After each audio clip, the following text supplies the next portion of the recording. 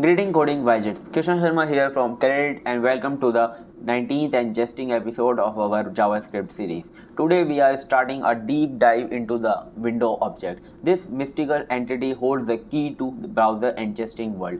In this first part we will explore the basics and lay the foundation for our journey. So grab your coding vents and let's dive into the magical world of the window objects. So exploring the window object is like the grand library for the browser holding the volumes of information and power. Let's take a look. So if we want to accessing the window object, you have to just first make the index file index.html, and with the power of emit we have to just write first the title.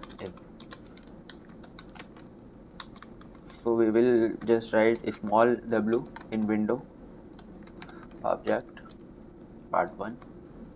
So if I go like this, so here we can in the console, if I write console.log and in the brackets I write window, and here you can see this all the window objects are coming. You can access this window object with this command. I hope you understand this. So here you can see this, there are so many window objects. So let's move to next. Walk through the window object is a global object in the browser environment. It encapsulates the entire browser window and provides access to various properties and methods. I hope you understand this, the encapsulations. Now let's explore some intriguing properties and methods of the window objects. Explore window properties and method. So first we have a let window width, a variable. So we can just say, write the inner width of the window. You can just here save in the window width, and is online. You can just see this is online or net window navigation is online. So we have a window alert for magical relief. So if I want to copy, if I copy this and comment this here, if I paste this, so first we will check the window width. So here the window width is stored in the window width. If I print this, console.log and window width,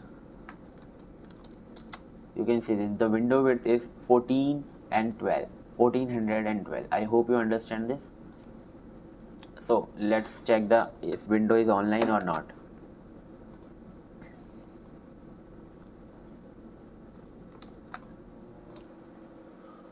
If I paste here, the answer of window is online or not is online is storing. So if I print this console.log and is online, so answer is true. So this window is online. I hope you understand this. So window alert, I hope you understand the window alert. So in the previous video also seen the window alerts. So if I paste this window alert here, you can see this the alert message is coming. So let's explore the inner width and inner height dimension of the browser window. Navigate the online, check if the browser is online or not, and alert display a message to a user. I hope you understand this. Here is a amazing example. This is for you. You have to try this amazing example. So let's wrap up the first part of our exploration into the window objects. In the first episode, we will delve into even deeper, uncover the more magical properties and methods. If you are excited about this journey, hit the like button, subscribe for more coding magic, and share your thoughts in the comment below. Until then, may your window of knowledge be wide open and happy coding. I hope you understand. First, I want to just execute this code for you. You have to just use this by own. So if I print this, here we have a if is online is true, then print this, and if online is false, then print this. So if I write let is online, and